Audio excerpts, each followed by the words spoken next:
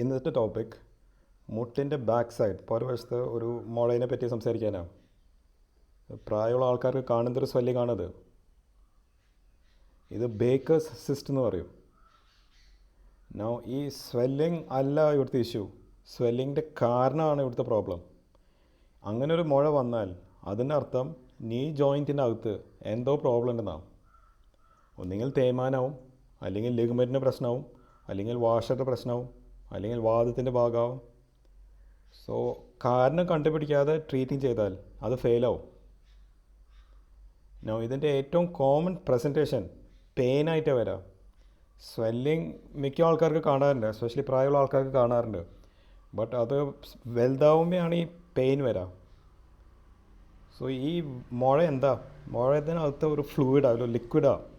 നമ്മളുടെ ജോയിൻറ്റിനകത്ത് ആ ഫ്ലൂയിഡ് പുറത്തേക്ക് പോവും. ജോയിൻറ്റിനകത്ത് ഡാമേജ് വരുമ്പോൾ നീര് വരും. സോ പേഷ്യൻ്റ് ഇങ്ങനെ മുട്ടും മടക്കും നൂത്തും ചെയ്യുമ്പോൾ അകത്തുള്ള ഫ്ലൂയിഡ് പുറത്തേക്ക് പോവും. ബട്ട് ഒരു പ്രോബ്ലം ഉണ്ട്, ഇതൊരു വാൽ പോലെയാണ്. അകത്തുള്ള ഫ്ലൂയിഡ് പുറത്തേക്ക് പോവും, പുറത്തുള്ള ഫ്ലൂയിഡ് അകത്തേക്ക് പോവില്ല. സോ മുട്ടിങ്ങനെ മടക്കിക്കൊണ്ടിരിക്കുമ്പോൾ ആ മുഴ ഇങ്ങനെ വലുതായിക്കൊണ്ടിരിക്കും. അതാണ് ഈ പ്രോബ്ലം വരുന്നത്, പെയിൻ കൂടി വന്നുകൊണ്ടിരിക്കുന്നത്. സോ ഇതിൻ്റെ കാരണം കണ്ടുപിടിച്ചാലാണ് നമുക്ക് ട്രീറ്റിങ് ചെയ്യാൻ പറ്റുക. വെറുതെ ആ സിസ്റ്റം എടുത്തു കളഞ്ഞാൽ അത് വീണ്ടും വരും. സോ എക്സ്റേ കൂടാതെ MRI ചിലപ്പോൾ വേണ്ടി വരും. Thank you.